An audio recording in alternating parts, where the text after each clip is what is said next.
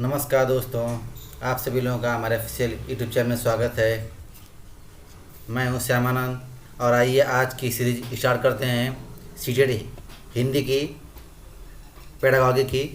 इससे पहले आपको 4 सीरीज कराए थे सीटेड मैथ्स पेडागॉजी की, लेकिन आज से शुरू करते हैं हिंदी पेडागॉजी। ये आपका आखिरी सीरीज होगा क्योंकि इससे पहले आपको सीटीपी का भी करा चुके होंगे और ईबीएस का भी करा चुके होंगे, मैथ्स का भी करा दिए हैं। और आज से शुरू करते हैं हिंदी की पेडागॉजी और 4-5 सीरीज इसका भी पूरा करवाएंगे कि कैसे हिंदी के पेडागॉजी को पकड़ना है। एक बात थोड़ा सा दिमाग में सेट रखिएगा कि जो हिंदी के क्वेश्चन आते हैं सीटेट में, वो आपका टोटल क्वेश्चन 30 क्वेश्चन तो होता है, लेकिन इसमें से जो जो आते हैं कंटेंट वो 2 गद्यांश होता है, सॉरी 1 गद्यांश होता है और एक पोयम होती है, कविता दिया रहता है। उस पर से 7 क्वेश्चन या 8 क्वेश्चन, आज जो एक गद्यांश दिया रहता है कहानी, उस पर से 7 या 8 क्वेश्चन होता है। तो ये दोनों मिलाकर 15 क्वेश्चन जो आते हैं आपके, ये होते हैं गद्यांश से और एक कविता से क्वेश्चन होता है। और जो बाकी 15 नंबर के आते हैं उसे बोलते हैं पेडागॉजी। तो उसको हम देखेंगे क्योंकि जो गद्यांश और आते हैं पद्यांश, उसको जो उसमें जो क्वेश्चन दिए जाते हैं वो उसी को जो गद्यांश है उसी को ध्यान से अपना पढ़ के उसी का आंसर देना होता है। तो ये तो बहुत आसान होता है जो आता है 15 क्वेश्चन का, लेकिन जो बाकी 15 क्वेश्चन आते हैं पेडागॉजी के, इसको थोड़ा सा समझना जरूरी है क्योंकि हाँ, सबसे मतलब जो अपनी समझ को बढ़ाना है तो इसमें बढ़ाना है, क्योंकि अधिकांश बच्चों का ये गलत हो जाता है पेडागॉजी का। और देखिए गद्यांश को यदि ध्यान से यदि आप वो करेंगे तो उसमें से जो 8 क्वेश्चन दिया रहेगा, चाहे 7 क्वेश्चन, तो उसमें से 5-6 क्वेश्चन के उत्तर बच्चे आसानी से निकाल लेते हैं। और बस थोड़ा सा ध्यान दीजिएगा कि मतलब जो भी आती है कविता दिया गया होता है, चाहे पोयम होता है, तो उसको भी अगर यदि पूरा बारीकी से ध्यान से पढ़ें तो उस पर से भी जो क्वेश्चन दिया जाता है 5 से 7 या 8 क्वेश्चन होता है। दोनों मिलाकर देखिए, गद्यांश और एक कविता दोनों से मिलाकर आपके 15 क्वेश्चन दिए गए होते हैं, 15 क्वेश्चन। और बाकी जो होता है आपका 15 क्वेश्चन वो आता है आपका शिक्षण शास्त्र या पेडागॉजी। तो बाकी जो बचा है 15 क्वेश्चन, इसी को देखेंगे हम लोग बारीकी से, क्योंकि स्कोर इसी में अच्छा करना है। बाकी तो सबके लिए कॉमन होता है, लेकिन जो पेडागॉजी में यदि 15 में पूरा 15 कर गया, उसका स्कोर ऑटोमेटिक 25, 26, 30 में आने लगेगा, हिंदी में श्योर है। तो ये पूरा बारीकी से समझते हैं कि हिंदी पेडागॉजी में क्या क्या बातें ध्यान में रखनी है और किस पर सबसे अधिक हमको फोकस करना है। देखिए क्वेश्चन शुरू करते हैं पहला। हाँ देखिए, पहला क्वेश्चन स्क्रीन पे आपके सामने है। थोड़ा सा आप लोग से ये भी रिक्वेस्ट है कि सभी लोग वीडियो को शेयर करें, चैनल को सब्सक्राइब भी करें और लाइक करते चलें। सभी लोग में दिक्कत ये है कि सभी लोग वीडियो तो देख लेते हैं, लेकिन कोई लाइक नहीं करता, कोई शेयर नहीं करता और ग्रुपों में और मतलब अपने दोस्तों के पास, और कोई लाइक नहीं करता है, कोई कमेंट नहीं करता है। यदि किसी भी क्वेश्चन में प्रॉब्लम है तो आप लोग कमेंट बॉक्स में ज़रूर लिखा करें। देखिए देखते हैं पहला क्वेश्चन। प्राथमिक स्तर पर भाषा की पाठ्य पुस्तकों में किस तरह की रचनाओं का स्थान दिया जाना चाहिए? सबसे इम्पॉर्टेंट क्वेश्चन। देखिए सारे जो क्वेश्चन उठाए हैं बहुत ही इम्पॉर्टेंट क्वेश्चन आपको लेकर आए हैं। देखिए प्राथमिक स्तर के पर भाषा की जो पाठ्य पुस्तकों में किस तरह की रचनाओं का स्थान दिया जाए। देखिए केवल कहानियाँ अथवा कविताएँ, विदेशी साहित्यिक रचनाएँ, जो प्राथमिक स्तर की जो हिंदी की किताब है ना, उसमें किस तरह की पाठ्य पुस्तकों में किस तरह की रचनाओं का स्थान दिया जाना चाहिए, ये आपको बताना है। तो देखिए यदि पहला क्वेश्चन की बात करें, सॉरी पहला ऑप्शन की, तो केवल कहानी और कविताएं, विदेशी साहित्य की रचनाएं, ऐसी रचनाएं जो बच्चों के परिवेश से जुड़ी हों और जिनमें भाषा की अलग अलग छटाएँ हों, जो प्रत्यक्ष रूप से मूल्यों पर आधारित हो। पहले चीज़ समझते हैं, जब भी कोई पाठ्य पुस्तक या पाठ्य वस्तु की बनावट होती है ना, तो उसमें क्या करते हैं, बच्चों के जो दैनिक जीवन से जुड़ी हुई चीज़ों को उसमें समावेश करते हैं। क्योंकि जब बच्चे को पढ़ाया जाए तो उसको उसके दैनिक जीवन से जोड़कर बच्चों को समझाया जा सके। इसलिए हमेशा प्रयास करते हैं कि जब भी यदि किसी भी पाठ्य पुस्तक को बनाया जाए तो उसमें अपने आसपास की चीज़ों को जोड़ दिया जाए। तो इसका ऑप्शन क्या से होगा? इसका ऑप्शन थर्ड से हो जाएगा, इसका ऑप्शन तीसरा। याद रखिएगा, केवल कहानी कविता है, केवल और विदेशी साहित्य की रचनाएं जोड़ना ये प्राथमिक स्तर की सहायक पाठ्यपुस्तक उपयोगी नहीं हो पाएगी यदि बस केवल ये किया जाए। तो यदि बच्चों के दैनिक जीवन से भी जोड़कर विषय वस्तु बनाई जाए तो बच्चों को समझाने में भी आसानी होती है। तो ऑप्शन इसका थर्ड सही हो जाएगा। आगे चलते हैं, देखिए क्वेश्चन अगला है। हाँ देखिए, एक बहुभाषी कक्षा में आप किसे सबसे कम महत्व देंगे? सबसे कम पूछा है महत्व। बहुभाषी कक्षा में मतलब ऐसा कक्षा जिसमें कई सारे बच्चे हैं जिनकी भाषाएं क्या हैं, अलग अलग हैं। कोई हिंदी बोलता है, कोई अंग्रेजी बोलता है, कोई उर्दू बोलता है, कोई संस्कृत बोलता है, जैसे ऐसी सबकी भाषाएं अलग अलग है। देखिए, तो इसमें से सबसे कम महत्व किसको देना है? बच्चों को सिखाना कि दो भाषाओं के मध्य विद्यमान समानता व अंतर का विश्लेषण कैसे किया जाता है। विभिन्न प्रकार के बाल साहित्य, कक्षा में विभिन्न प्रकार की सामग्री से समृद्ध वातावरण, कक्षा के बहुभाषी और बहुसांस्कृतिक संदर्भों के प्रति संवेदनशीलता। देखिए, अब ये पूछा है ना कि मतलब किस पर आप सबसे कम महत्व देंगे, तो पहले ऑप्शन को ध्यान से समझते हैं। देखिए, ये इतना आसान क्वेश्चन नहीं है पेडागोजी का। समझेंगे कि यदि सोचेंगे कि तुरंत हम टिक कर दें ऑप्शन तो नहीं पकड़ पाएंगे। थोड़ा सा सादा देखिए कैसे पकड़ते हैं।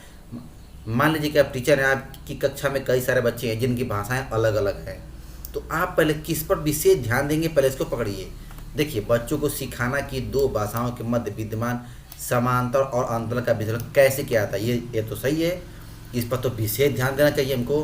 देखिए, विभिन्न प्रकार के बाल साहित्य, तो देखिए याद रखिए कि देखिए जैसे जब भी यदि कक्षा में अनेक प्रकार के बाल साहित्य बच्चों में करा जाता है तो उससे भाषा का भी विकास होता है।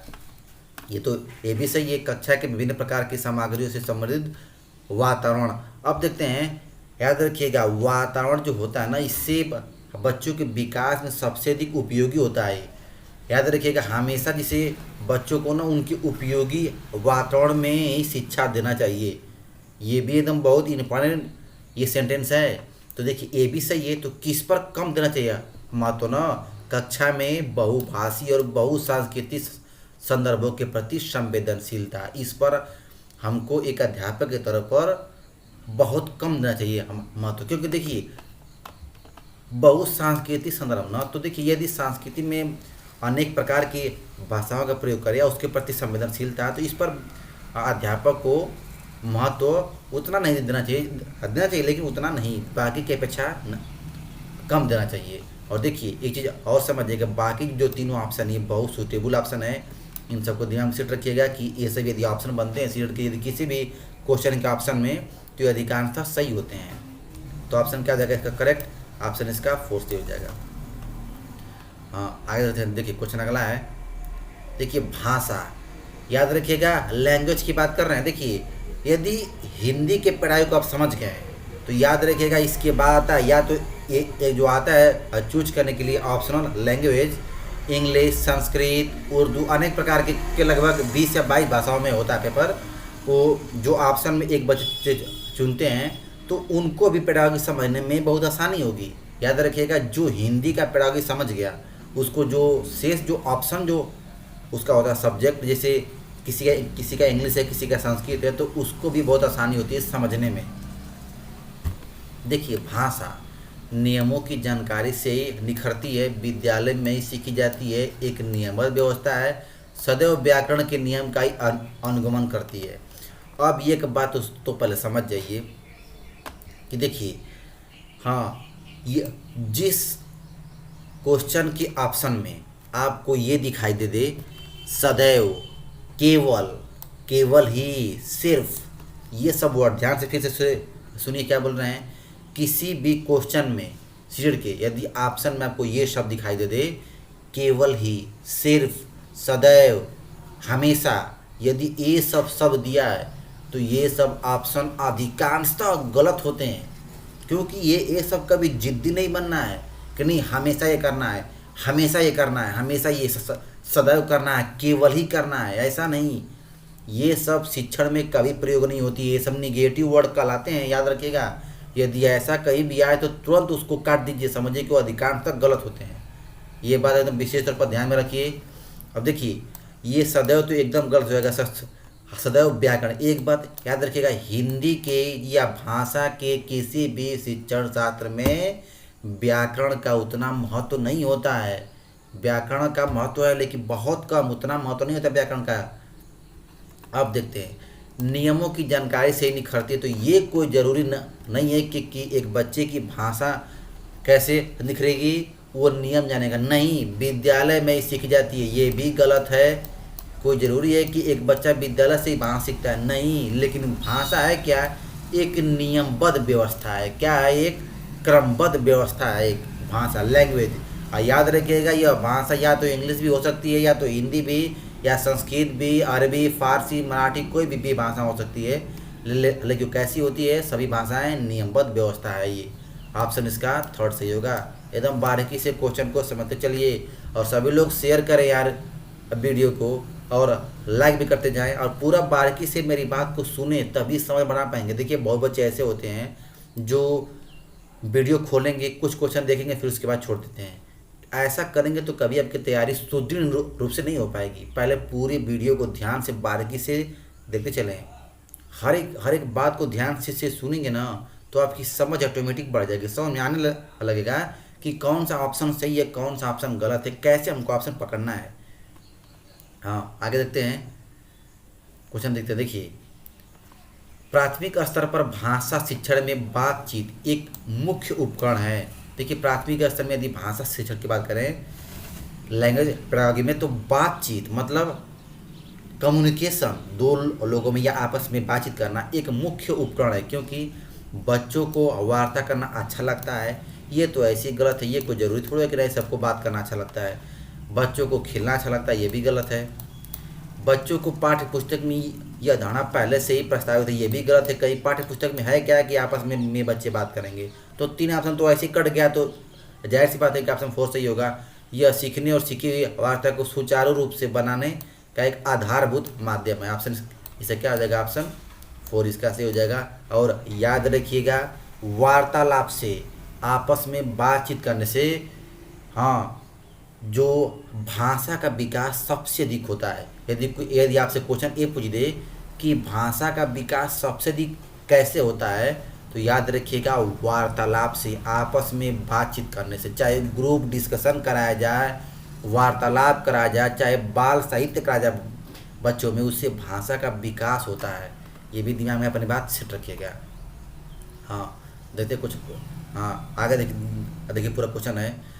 देखिए, यहाँ त्रिभाषा सूत्र में हिंदी का स्थान दिया गया है। देखिए, त्रिभाषा में देखिए जो हिंदी का स्थान है ना, देखिए, राष्ट्रभाषा के रूप में, शास्त्रीय भाषा के रूप में, राजनीतिक भाषा के रूप में, नैतिक भाषा के रूप में। देखिए, त्रिभाषा में जो हिंदी भाषा का स्थान है ना, तो देखिए, ऐसे भी जानते हैं कि हम इंडिया के रहने वाले हैं, और इंडिया की जो सबसे सर्वोपरि भाषा होती है वो क्या है, हिंदी है, क्योंकि सबसे अधिक लोग इसको बोलते भी हैं।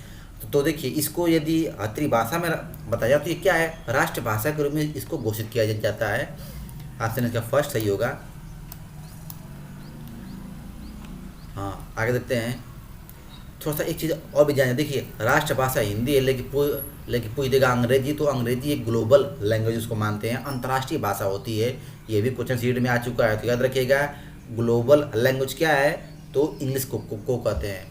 हाँ, आगे देखिए, एक अध्यापक को कक्षा में निम्नलिखित में से विद्यार्थियों के लिए क्या अपनाना चाहिए। आप एक अध्यापक हैं तो आपको हाँ कक्षा में क्या अपनाना चाहिए। देखिए, सामान्य और सुस्पष्ट ध्वनि, वर्तनी का शुद्ध उच्चारण, लंबी और धीमी ध्वनि, सुस्पष्ट एवं दीर्घ ध्वनि। देखिए, अब थोड़ा सा बारीकी से समझते हैं। पहले तो ये देखिए, ये चीज़ समझिए कि आप अध्यापक हैं, तो यदि कक्षा में हिंदी पढ़ा रहे हैं तो आपको क्या अपनाना चाहिए, सामान्य एवं सुस्पष्ट ध्वनियाँ। तो मतलब कुछ हद तक तो ये भी ठीक है कि भाई आप एकदम स्पष्ट आवाज़ में बच्चों को बोलें। वर्तनी का शुद्ध उच्चारण, ये भी सही है कि आपको शुद्ध रूप से करना है उच्चारण। लंबी और धीमी ध्वनि, ये तो ऑप्शन ऐसी गलत है कि धीमी ध्वनि में नहीं, सुस्पष्ट एवं दीर्घ ध्वनि।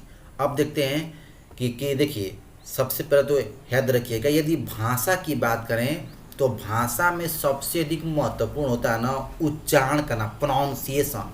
देखिए, ऐसे यदि ऑप्शन की बात करें तो ये भी सही है फर्स्ट भी, और आपका सेकेंड भी और फोर्थ भी, ये ऑप्शन सही लग रहा है। लेकिन लैंग्वेज में प्रोनाउंसिएशन बहुत मायने रखता है। यदि कोई भाषा पढ़ा रहा है तो यदि शब्दों का शुद्ध रूप से उच्चारण नहीं कर पा रहा है तो जैसा वो करेगा वैसे बच्चे सीखेंगे। तो यदि उच्चारण में समस्या होती है तो फिर बच्चे को भाषा समझने में कठिनाई होगी, क्योंकि इसमें स्वर व्यंजन का बड़ा रोल होता है। इसमें कैसे किसको प्रोनाउंसिएशन करना है तो याद रखिएगा। देखिए, वर्तनी का शुद्ध उच्चारण अब करना चाहिए कि मतलब टीचर हो तो किसी भी शब्द को पढ़े तो सुस्पष्ट पढ़े उसको। ऑप्शन इसका बी सही होगा। हाँ, आगे देखते हैं। क्वेश्चन अगला है। देखिए, क्वेश्चन थोड़ा सा बड़ा हो जा रहा है। देखिए, हाँ, अध्ययन करना समृद्ध हो सकता है यदि, देखिए, शिक्षण पद्धति में विकास किया जाए। अध्ययन करना समझना, शिक्षण पद्धति में विकास किया जाए, कक्षा में अधिक से अधिक शिक्षण सामग्री का प्रयोग किया जाए, कक्षा में विभिन्न प्रकार के व्याख्यान का प्रयोग किया जाए और विभिन्न स्थलों से वास्तविक उदाहरण को कक्षा में लाया जाए जिससे विद्यार्थी एक दूसरे से अंतःक्रिया करें और शिक्षक उस प्रक्रिया को सुगम बनाएं। तो देखिए, पहले तो समझते हैं। याद रखिएगा, देखिए क्या बोला, अध्ययन करना समृद्ध हो सकता है। देखिए, वास्तविक उदाहरण को कक्षा में लाया जाए। Link the subject with real life, किसी भी टॉपिक या सब्जेक्ट को बच्चे के दैनिक जीवन से जोड़कर पढ़ाया जाए। दैनिक जीवन में जो भी कोई पाठ्य पुस्तक है या कोई भी सहायक सामग्री है तो जो भी उदाहरण है उसको अपने पाठ्य पुस्तक के जो भी टॉपिक है उससे जोड़कर पढ़ाया जाए, तो ये सबसे सूटेबल टीचिंग मेथड माना जाता है इसको। तो देखिए, एकदम साफ साफ दिया हुआ है इसमें कि विभिन्न स्थलों से वास्तविक उदाहरण को कक्षा में लाया जाए जिससे विद्यार्थी एक दूसरे से अंतःक्रिया करें। तो ऑप्शन इसका डी एकदम करेक्ट ऑप्शन होगा। हाँ, आगे देखते हैं। क्वेश्चन देखिए अगला है। परिवार एक साधन है। देखिए, हाँ, ऐसे क्वेश्चन पूछ देगा आपसे कि सबसे पहले भाषा का विकास बालक में कहाँ से होता है, तो क्या बताएंगे? घर परिवार से। कहाँ से होता है? घर परिवार से। परिवार से ही सबसे पहला साधन है ये। अब देखिए, गैर औपचारिक शिक्षा का, एक सरल भाषा का, अनौपचारिक शिक्षा का, औपचारिक शिक्षा का। तो जाहिर सी बात है अनौपचारिक शिक्षा। क्या बताएंगे? अनौपचारिक शिक्षा का। औपचारिक शिक्षण का मतलब क्या होता है? विद्यालय, स्कूल, शैक्षिक संस्थान, इंस्टीट्यूट, ये सब होते हैं जिनमें, याद रखिएगा, औपचारिक शिक्षा में पाठ्य पुस्तक और समय अवधि फिक्स होती है, पाठ्यक्रम फिक्स होता है और ये विद्यालय और शिक्षण संस्थानों में कराया जाता है। लेकिन अनौपचारिक शिक्षा जो घर परिवार में मिलता है उसे वो क्या बोलते हैं? अनौपचारिक शिक्षा। ऑप्शन इसका सी सही होगा। हाँ, देखिए क्वेश्चन अगला है। भाषा की पाठ्य पुस्तक का निर्माण करते समय सबसे कम महत्वपूर्ण बिंदु कौन सा है? देखिए, भाषा की पाठ्य पुस्तक का निर्माण करते हैं, यदि मान लीजिए आप टीचर हैं तो उसमें सबसे कम महत्वपूर्ण बिंदु क्या है? भाषा के विभिन्न छटाएं, अभ्यासों में वैविध्य, पाठों की संख्या, विषय वस्तु में वैविध्य। देखिए, सबसे कम जो महत्वपूर्ण बिंदु है ना, तो देखिए, हाँ, पाठों की संख्या है। मतलब ये हम विशेष तौर पर ध्यान नहीं दे सकते कि उसमें कितने चैप्टर हो रहे हैं, लेकिन इस बात पर हमको विशेष ध्यान देना होता है कि उसमें जो हम पाठ्य पुस्तक बना रहे हैं उसमें सारा का सारा जो कक्षा 5 के लिए, जो कक्षा 4 के बच्चों के लिए आवश्यक है वह पूरा सामग्री उसमें इंक्लूड हो पा रही है कि नहीं हो पा रही है, ये आवश्यक होता है। देखिए, भाषा के विभिन्न छटाएं, मतलब यदि कोई भी बन रही है, हाँ, पाठ्य पुस्तक बने तो उसमें ये प्रयास करेंगे ना कि जो हमारी स्थानीय भाषा है, क्षेत्रीय भाषा है या राष्ट्रीय भाषा है उस पर विशेष तौर पर ध्यान दिया जाए, उसकी अधिकांशतः बिंदु को उसमें शामिल किया जाए। अभ्यासों में वैविध्य है, तो देखिए, जो भी चैप्टर दिए जाएँ उसके लास्ट में अभ्यास प्रश्न, उससे तार्किक संबंधी प्रश्न बच्चों को उसमें इंक्लूड किया जाता ताकि बच्चों उसको आसानी से हल कर सके। और विषय वस्तु में वैविध्य तो मतलब जो भी किताब बन रही है या फिर जो पाठ्य पुस्तक बन रही है उसका एकदम स्वरूप उसी सब्जेक्ट के अनुसार होना चाहिए। जैसे मान लीजिए हिंदी का बना तो हिंदी का, इंग्लिश का बना तो इंग्लिश का। लेकिन जो पाठों की संख्या ना, ये विशेष महत्व नहीं रखता है, क्योंकि ऐसे भी जानते हैं कि एनसीईआरटी में जो किताब बनती हैं उसके में चैप्टरों की संख्या कुछ कम होती है। बाकी जो अलग अलग स्टेट बोर्ड अपना पेपर बनाते हैं उनमें जो संख्या होती है चैप्टरों की वो थोड़ा सा अधिक होती है। हाँ, देखिए क्वेश्चन अगला है। हाँ, बहुत इंपॉर्टेंट क्वेश्चन है थोड़ा सा। देखिए, प्राथमिक स्तर पर बच्चों की भाषाई क्षमताओं का अनुमान किया है। देखिए थोड़ा सा क्वेश्चन को यहाँ थोड़ा सा बड़ा जा रहा है क्वेश्चन। देखिए प्राथमिक स्तर पर बच्चों की भाषाई क्षमताओं का अनुमान किया है। देखिए भाषाई क्षमताओं का अनुमान अनुमान शब्दों के उच्चारण द्वारा, पोर्टफोलियो द्वारा, मौखिक उच्चारण द्वारा, रेटिंग स्किल द्वारा। तो देखिए थोड़ा सा पहले इसको समझते हैं कि देखिए भाषाई क्षमताओं का अनुमान कैसे किया जाता है। देखिए शब्दों के उच्चारण द्वारा, तो ये तो एकदम गलत है, क्योंकि देखिए याद रखिएगा ये यदि प्राथमिक स्तर की बात करना तो जो जो बच्चों में उच्चारण की अधिकांश कमी होती है, अधिकांश बच्चे, हाँ देखिए जो स होता है बड़ा श उसको स बोलते हैं, कक्षा को कक्षा पढ़ते हैं, तो उनके अंदर जो उच्चारण की ना बहुत अधिकांश कमी होती है। तो ये लैंग्वेज विकसित का या भाषा के क्षमताओं का अनुमान लगाना ये सटीक उदाहरण नहीं है। तो यह ऑप्शन कट जाएगा। देखिए पोर्टफोलियो क्या होता है? पोर्टफोलियो जिसमें रिकॉर्ड रखा जाता है, याद रखिएगा रिकॉर्ड, जैसे मतलब हाँ जो जैसे अध्यापकों का या फिर छात्रों का कौन कितना किया, ये इसका रिकॉर्ड रखा जाता है पोर्टफोलियो में। रेटिंग स्किल क्या होता है? एक छात्र का शिक्षण सामग्री में कितना अचीवमेंट हुआ, इसका जो होता है मापन वो भी रेटिंग स्किल में होता है। तो क्या होगा? मौखिक उच्चारण द्वारा। कैसे होता है? मौखिक उच्चारण, जैसे कोई बालक किसी भी चीज़ का सामान्यतः कैसा करता है उच्चारण, इससे उसकी भाषा क्षमता का अनुमान किया जाता है। ऑप्शन इसका थर्ड सही होगा। देखिए पोर्टफोलियो और रेटिंग स्किल ये सीटेट में भी बहुत ही इंपॉर्टेंट भी होते हैं। ये शब्द बार बार क्वेश्चन में भी आते हैं आपको। हाँ क्वेश्चन देखिए अगला है, बड़ा क्वेश्चन, बड़ा छोटा गलत है। देखिए भाषा सीखने सिखाने के संबंध में कौन सा कथन सही है? देखिए भाषा सीखने और सिखाने में भाषा अर्जित करना सहज होता है। और इसको मतलब समझते हैं दूसरों से प्राप्त करना, किसी और के माध्यम से प्राप्त करना। देखिए एक होता है अर्जित और एक होता है ग्रहण या ग्रहण करना। तो भाषा हम ग्रहण उसे करते हैं जो हमारे जन्मजात भाषा होती है। जैसे हम जहाँ जन्म लिए, जहाँ हम रह रहे हैं, जो हमारा वातावरण है, वहाँ की जो भाषा हम सीखेंगे तो इसका मतलब कि उसे क्या किए हैं, हम ग्रहण किए हैं। लेकिन अर्जित करना मतलब वो देखिए उसे द्वितीयक भाषा बोलते हैं। प्राथमिक भाषा जिसे हम ग्रहण करते हैं, जहाँ हमारा घर परिवार की भाषा है, जहाँ हमारा स्थानीय भाषा है, जहाँ हम रह रहे हैं। लेकिन जो अर्जित वाली भाषा है उसका मतलब कि जो बच्चा विद्यालय में आकर या फिर कहीं और जाकर सीखता है तो उसे द्वितीयक भाषा कहते हैं। अब देखते हैं कि देखिए भाषा अर्जित करना सही होता है, ये कोई जरूरी नहीं है। संचार माध्यम भाषा सीखने में सहायता करते हैं, ये भी कुछ हद तक सही है। भाषा विद्यालय में पूर्ण रूप से नहीं अर्जित की जा सकती है और व्यवस्थित अध्ययन प्रक्रिया द्वारा। देखिए तो पर देखिए क्वेश्चन क्या पूछा है ना कि सीखने सिखाने के माध्यम में। तो देखिए सीखने सिखाने में के माध्यम में क्या होता है ना कि हाँ संचार माध्यम। देखिए संचार माध्यम क्या होता है? जैसे इंटरनेट, तकनीक होता है, इलेक्ट्रॉनिक मीडिया, ये सब जो माध्यम होता है ना वो भाषा सीखने में बहुत सहायता करती है, सीखने और सिखाने दोनों में। जैसे देखिए एक अध्यापक यदि पढ़ाना है लैंग्वेज तो वो तकनीकों की सहायता से लेता है, संचार माध्यम की सहायता लेता है। बच्चे को भी सीखना होता है तो उसी की सहायता लेता है, अध्यापक की सहायता लेता है। तो क्या होगा इसका ऑप्शन बी इसका सूटेबल ऑप्शन होगा कि संचार माध्यम सीखने में क्या करते हैं, सहायता कर। देखिए भाषा विद्यालय में पूर्ण रूप से अर्जित नहीं की जा सकती है, तो ये कोई एकदम पूर्णतः सही नहीं है। हो सकता है कि आप जो विद्यालय से भाषा अर्जित करते हैं वो पूर्णतः भी सही अर्जित कर लें, क्योंकि यदि कोई भाषा बच्चा यदि विद्यालय से अर्जित करता है तो यदि देखिए जो हम भाषा दूसरों के माध्यम से सीखते हैं उसका एक माध्यम विद्यालय भी है। यदि आप चाहें तो विद्यालय में भी भाषा को पूर्णतः सीख सकते हैं। यह है व्यवस्थित अध्ययन द्वारा।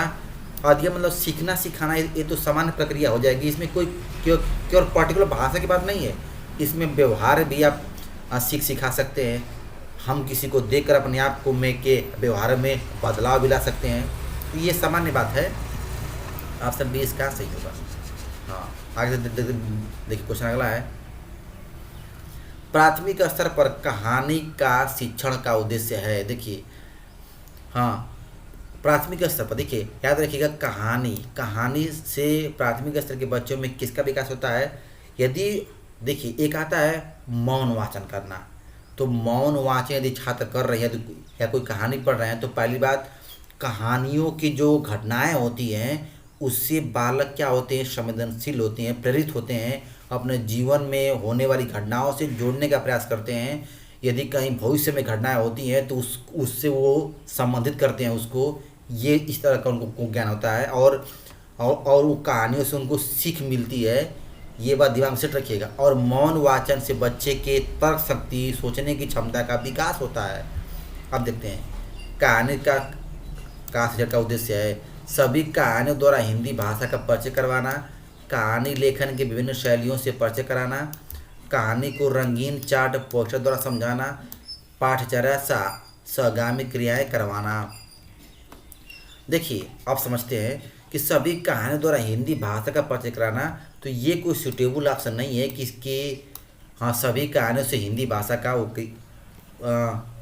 मतलब सभी को छात्रों को रूबरू कराया जाए, तो ये सूटेबल ऑप्शन है। देखिए और थोड़ा सा और भी समझते हैं कि जो है सभी आता है ना, इस तरह के भी जो हमेशा यदि ऑप्शन में मिले सभी, तो समझिए कि ना कि ये इंक्लूसिव एजुकेशन को प्रेरित करता है। लेकिन यहाँ पर ये ऑप्शन सही नहीं है। आगे देखिए कहानी लेखन की विभिन्न शैलियों से परिचय करना, ये सही है। कहानी लेखन की विभिन्न शैलियों से, याद रखिए कहानी कई प्रकार की भी तो होती है, कई तरह की कहानी लिखी होती हैं। तो यदि छात्रों को उनकी कहानियों के लेखन शैली से यदि रूबरू करा देंगे तो बच्चे को कहानी समझने में आसानी होगी, उसका सारांश समझने में आसानी होगा और उससे कुछ उनको सीख मिलेगा। तो ऑप्शन क्या हो जाएगा इसका, बी इसका सही हो जाएगा।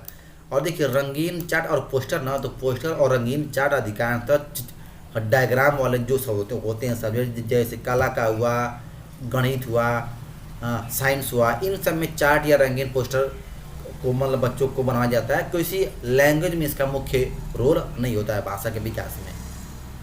आगे देखते हैं। हाँ देखिए, हाँ भाषा शिक्षण द्वारा संबंधित अशुद्धियों को किस प्रकार से शुद्ध किया जा सकता है। देखिए हाँ, भाषा शिक्षण द्वारा वर्तनी संबंधित अशुद्धियों को याद रखिए। पहले तो एक चीज समझते हैं कि यदि कोई बच्चा वर्तनी में को उच्चारण करने में अशुद्धि करता है तो उस पर आप मुख्य रूप से ध्यान नहीं देंगे, क्योंकि याद रखिएगा ये बच्चे मतलब स्वतः सीख जाते हैं। ये मत समझिए कि नहीं कोई बच्चा उच्चारण तो थोड़ा सही से नहीं कर रहा है तो उस पर विशेष ध्यान दें, नहीं ध्यान दें लेकिन विशेष नहीं। क्यों? क्योंकि वो धीरे धीरे उच्चारण करना सीख जाएगा। देखिए त्रुटियों को सुधारना, त्रुटियों को स्पष्ट करना, वर्तनी का शुद्ध उच्चारण एवं लेखन अभ्यास करके त्रुटियों को गिनना।